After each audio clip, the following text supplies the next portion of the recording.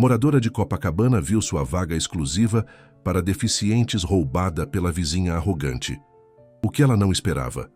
Meu marido é delegado federal. Uma batalha de 9 meses que transformou um condomínio inteiro, revelando segredos de uma juíza aposentada e mudando vidas para sempre.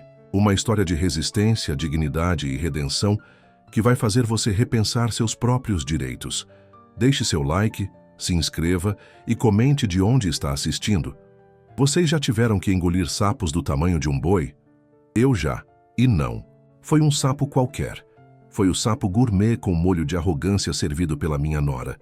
A princesa do mal que decidiu transformar minha vida num reality show de baixa categoria. Calma, vamos por partes. Meu nome é Helena. Tenho 72 anos e até 6 meses atrás eu era uma senhora aposentada vivendo tranquilamente na casa que construí com muito suor junto com meu falecido marido. 4 quartos, um quintal florido que era a inveja da vizinhança e memórias de 43 anos de casamento em cada centímetro quadrado. Mas, como diria minha finada avó, Deus a tenha num bom lugar. A vida é como uma caixinha de surpresas, só que às vezes vem com aranhas dentro. Tudo começou quando meu filho Ricardo anunciou que se casaria com Patrícia, uma influenciadora digital de 29 anos que conheceu num aplicativo de namoro. Vocês sabem o que é uma influenciadora digital? Eu também não sabia. Aparentemente é alguém que ganha dinheiro mostrando a vida nas redes sociais. E que vida, meus amigos! Uma vida de maquiagem cara, viagens internacionais e produtos revolucionários que ela jurava que transformariam sua pele, seu cabelo, seu intestino e até sua alma. Engoli minha desconfiança com um sorriso. Afinal, quem sou eu para julgar? Se meu filho estava feliz, eu também estaria. No casamento, fiz questão de usar meu conjunto de pérolas mais bonito, presente do meu falecido marido. Fiz um discurso emocionante sobre o amor e suas reviravoltas. Chorei como se não houvesse amanhã. Abracei minha nora e sussurrei em seu ouvido: "Seja bem-vinda à família." Ela sorriu, me abraçou de volta e disse que eu era simplesmente um amor. Naquele momento pensei que talvez minha desconfiança fosse apenas preconceito de uma velha ultrapassada. Eis que, 3 meses depois do casamento, recebo uma ligação do meu querido filho. "Mãe, estamos com problemas no apartamento. Um vazamento. Destruiu tudo. Podemos ficar na sua casa por algumas semanas, até resolvermos a situação." Como qualquer mãe faria, abri as portas da minha casa e do meu coração. Preparei o quarto de hóspedes, fiz a faxina que minhas costas permitiam, coloquei flores frescas nos vasos e até comprei aquele chocolate belga caríssimo que a Patrícia tanto gostava. Eles chegaram numa sexta-feira à noite com 17 malas. Não estou exagerando. 17. Como se fossem se mudar para a Antártida por 5 anos. Patrícia entrou avaliando cada canto da minha casa com aqueles olhos de falcão procurando uma presa. Que casa charmosa, Helena. Tem um estilo tão vintage. Vintage. Minha casa de 43 anos meticulosamente cuidada era vintage, como se fosse um brechó ambulante. Respirei fundo e agradeci o elogio. Era só o começo. No dia seguinte, acordei cedo, como de costume. 6 da manhã sempre foi meu horário sagrado para tomar café na varanda, regando minhas plantas e planejando o dia. Mas naquela manhã, encontrei uma revolução na minha cozinha. Todos os meus eletrodomésticos tinham sido reorganizados. Minha máquina de café, que sempre ficou no canto direito perto da janela, agora estava do outro lado. Meus potes de tempero, organizados por ordem alfabética há décadas, estavam completamente misturados. E no meio da mesa, um aparelho estranho que parecia uma nave espacial. "É meu processador de superalimentos", explicou Patrícia, aparecendo na cozinha usando um conjunto de yoga que custava mais que minha aposentadoria mensal. "Faço meu smoothie, detox todas as manhãs. Espero que não se importe que eu tenha reorganizado um pouquinho as coisas." Seu arranjo não estava alinhado com o Feng Shui da casa. Feng Shui.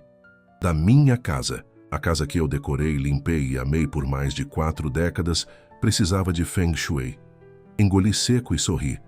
"Claro, querida. Fique à vontade." Menti. E como menti. No terceiro dia, Todas as minhas toalhas de banho bordadas à mão, herança, da minha mãe tinham desaparecido. No lugar delas, toalhas brancas sem graça que pareciam de hotel. As suas estavam soltando fiapinhos, Helena. Não são hipoalergênicas. Ricardo tem alergia, sabia? Não, eu não sabia que meu filho, que cresceu enrolado naquelas toalhas, de repente havia desenvolvido alergia a elas.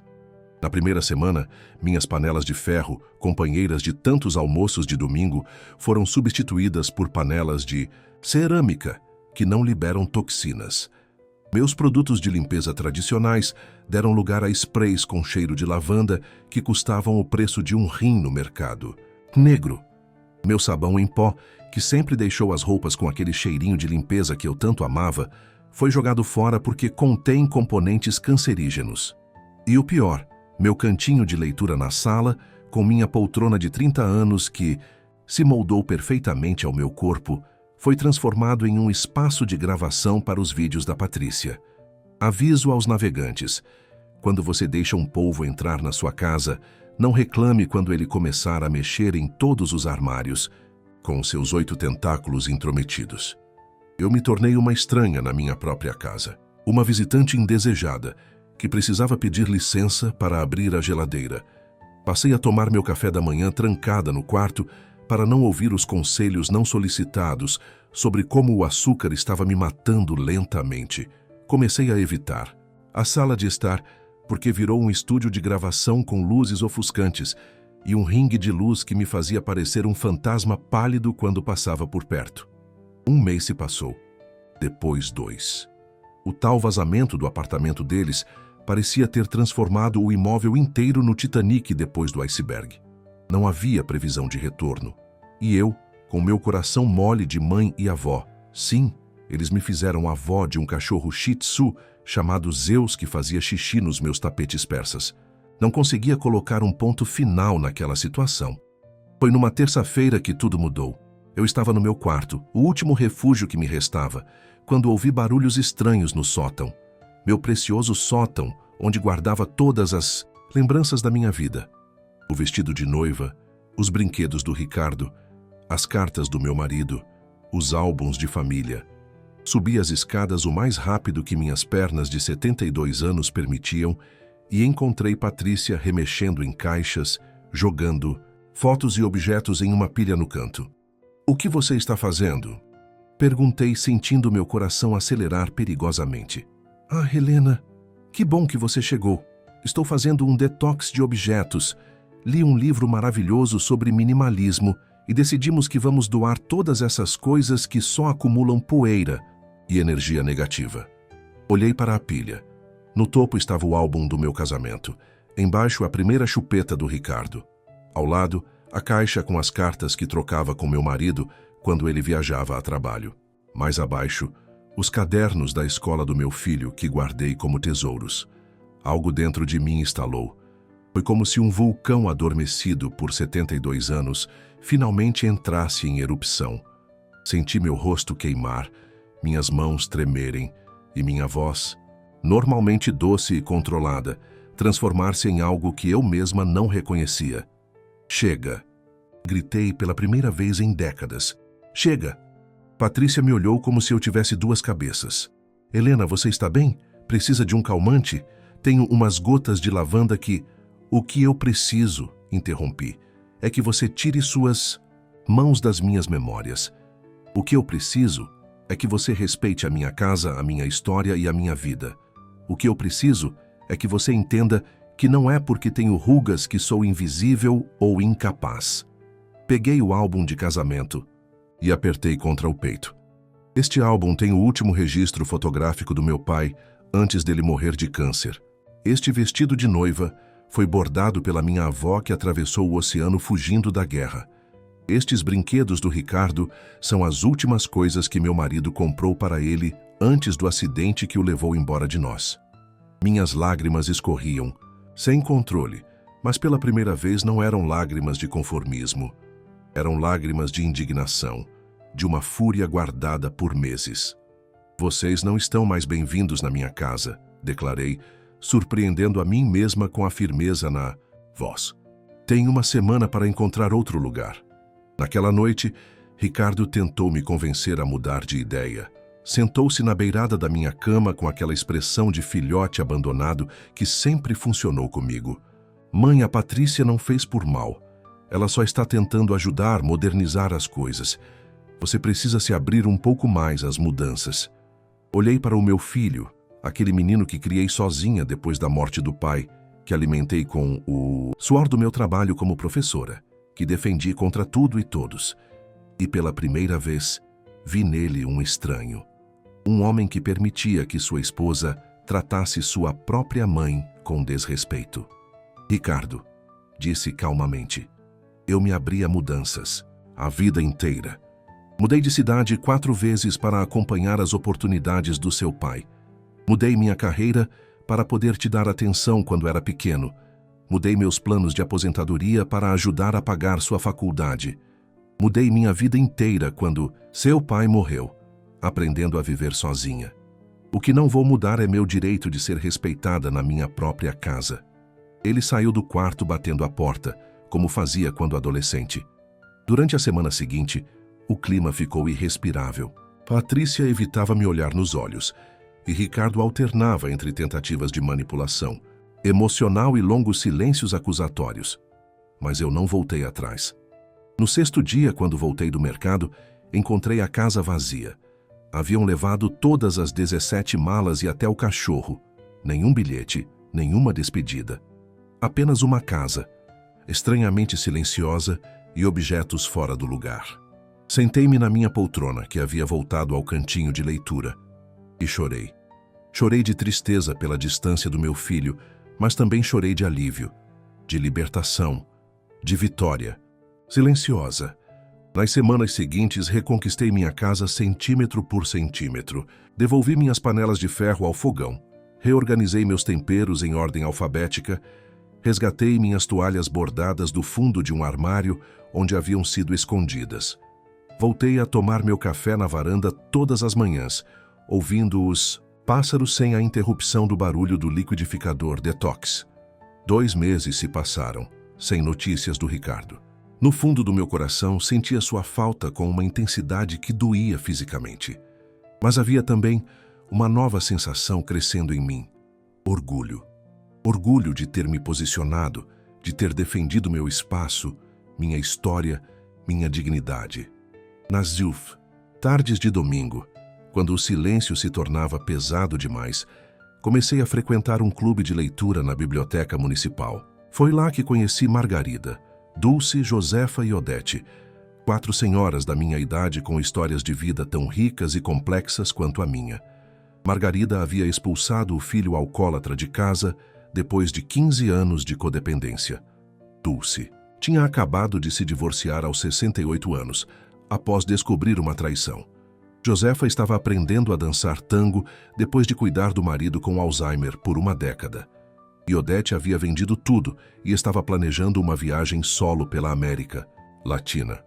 A gente só ganha rugas no rosto quando não tem mais espaço para guardá-las no coração, disse Odete certa vez, enquanto discutíamos um romance sobre uma mulher que reinventa sua vida após os 60. Aquela frase ficou martelando na minha cabeça.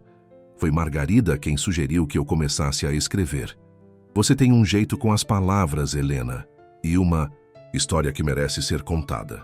Comecei timidamente com pequenos textos sobre minhas experiências, sobre como é ser invisibilizada depois dos 70, sobre como as pessoas automaticamente diminuem o volume da voz quando falam conosco, como se a audição fosse a primeira coisa a se deteriorar, sobre como somos tratadas como crianças, sem autonomia para tomar decisões sobre nossas próprias vidas. Odete, a mais tecnológica de nós, sugeriu que eu criasse um blog. Ri da ideia. Eu, uma senhora de 72 anos que mal sabia usar o celular, escrevendo na internet? Parecia absurdo, mas Odete não. Aceitou minha resistência. Idade é só um número no documento. Não deixe que te definam por ele. Com a ajuda dela, criei meu primeiro blog. Confissões de uma Senhora Invisível, chamei-o. Meu primeiro texto contava justamente a história da invasão da Patrícia à minha casa. Escrito com humor ácido e sem poupar detalhes, o texto terminou. com um questionamento. Quando foi que decidimos que as pessoas mais velhas não merecem mais ser protagonistas de suas próprias vidas? Publiquei o texto sem grandes expectativas. Talvez algumas amigas do clube de leitura ouvissem.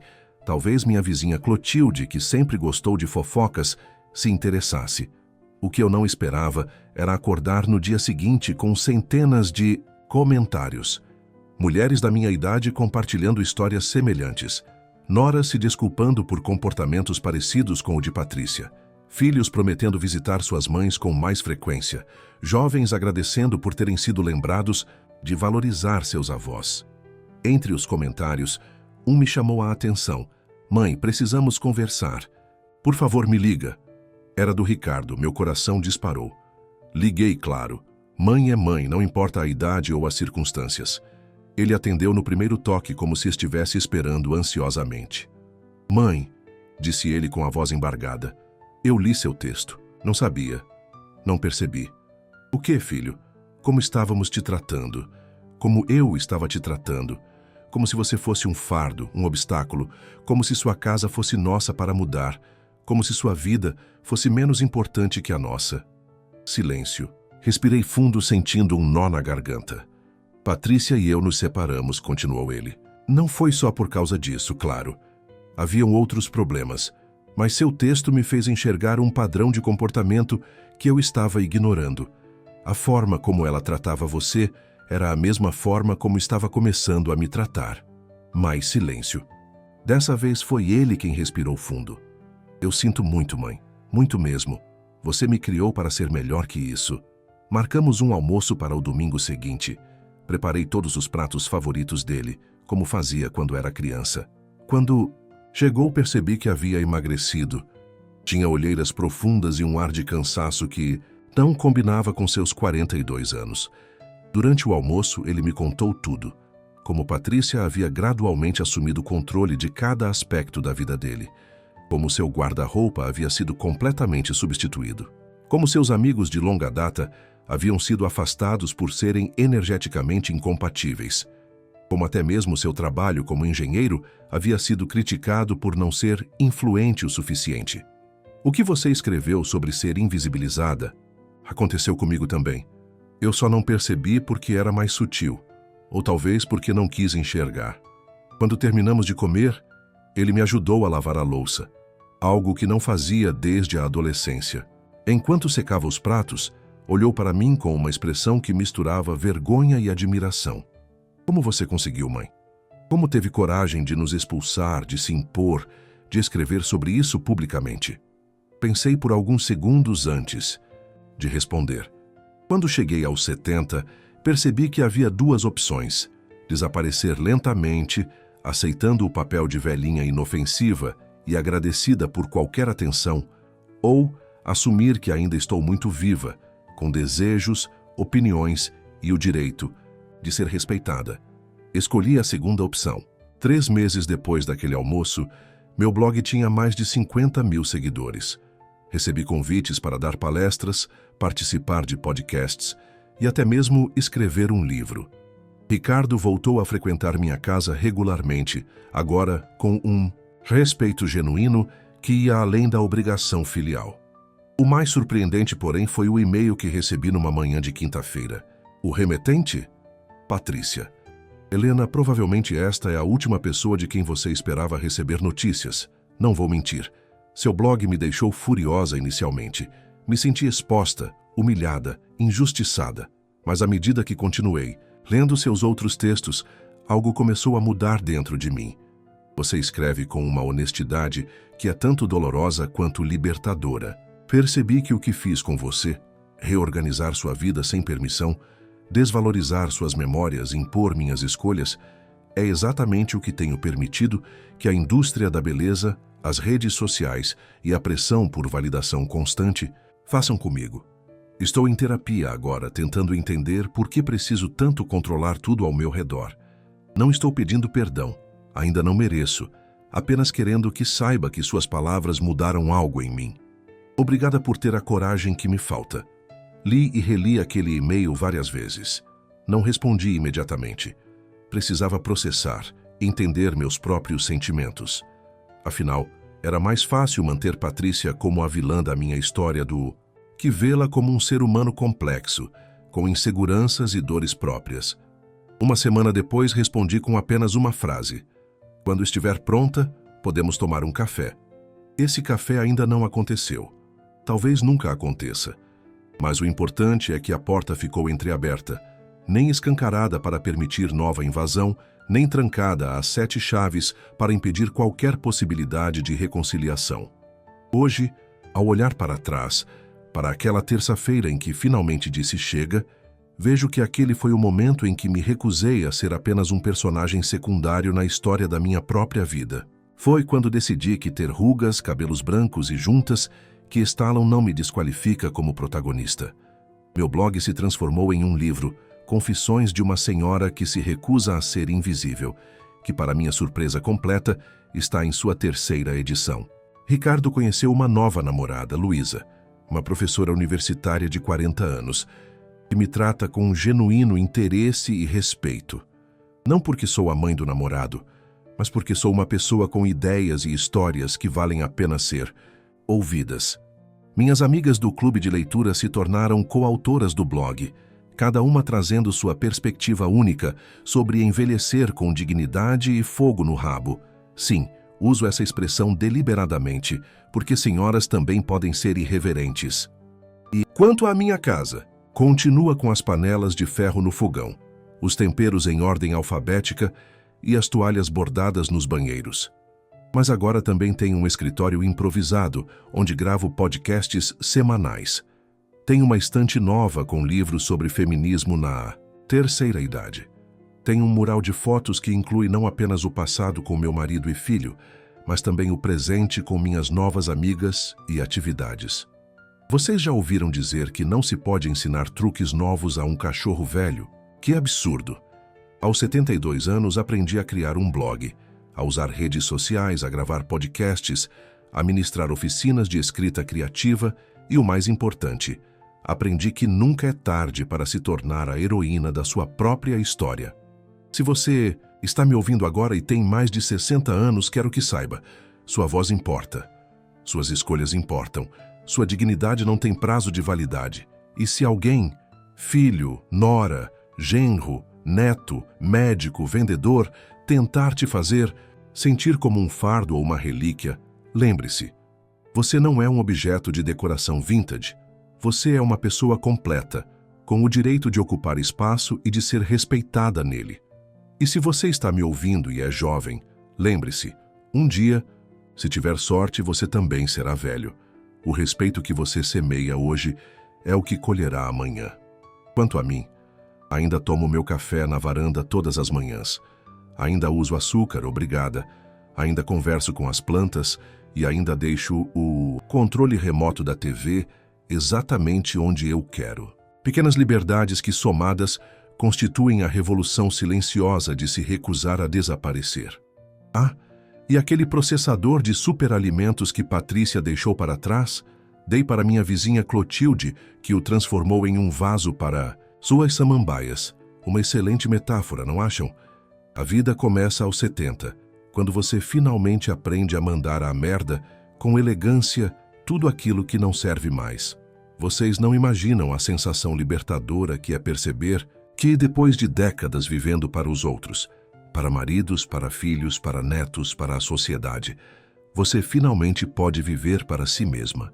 É como sair de uma prisão em câmera lenta e descobrir que o mundo lá fora é muito mais colorido do que te fizeram acreditar.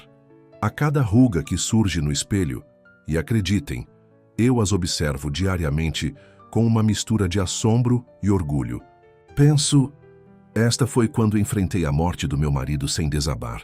Esta outra quando paguei a faculdade do Ricardo, trabalhando em 2 empregos.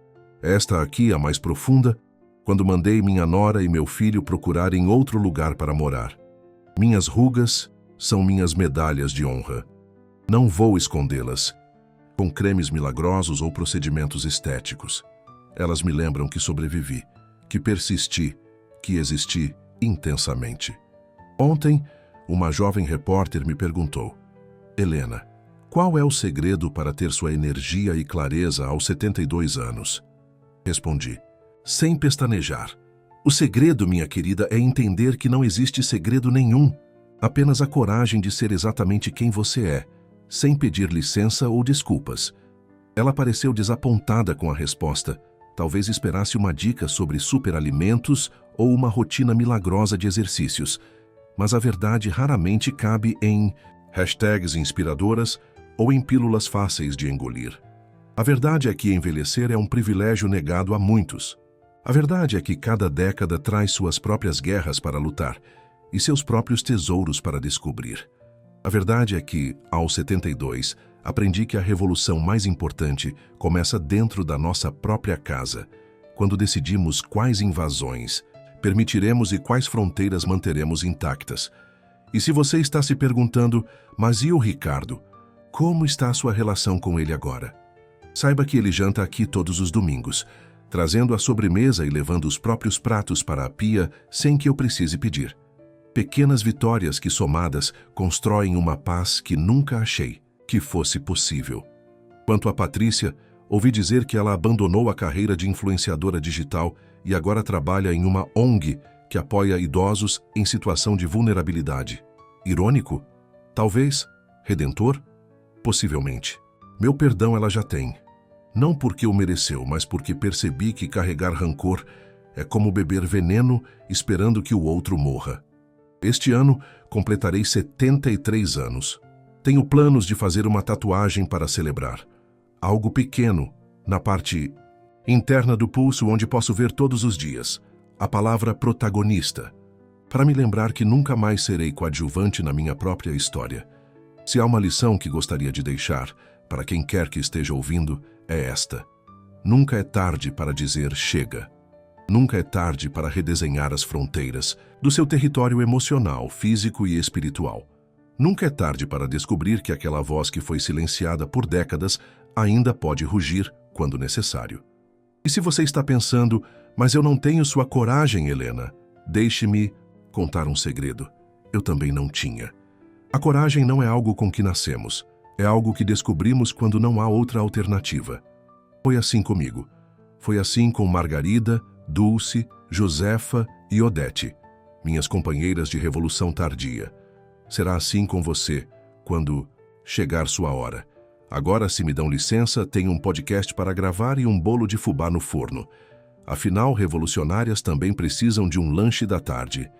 Ah, e se vocês virem minha nora por aí, aquela ex-nora, para ser mais precisa, digam que o café ainda está de pé. Algumas histórias merecem um epílogo melhor do que aquele que escrevemos no calor da batalha. A vida é curta demais para guardar mágoas, mas longa demais para tolerar desrespeitos. É nesse equilíbrio delicado que aprendi a dançar aos 70 e tantos. E como diria minha falecida avó, na dúvida entre engolir sapos ou cuspir verdades, opte pelas verdades. São mais difíceis de digerir no momento, mas não causam indigestão até depois. Palavras sábias de uma mulher que nunca teve a chance de escrever suas próprias histórias, mas que plantou em mim a semente da insubmissão que floresceu tardiamente. Por ela, por mim, por todas nós que fomos ensinadas a sorrir e aceitar, a revolução dos cabelos brancos está apenas começando. E deixe-me dizer, é uma revolução silenciosa, mas implacável, com cheiro de bolo caseiro, sabor de café coado na hora e a força de mulheres que viveram o suficiente para não temer mais nada nem ninguém, nem mesmo noras com processadores de superalimentos.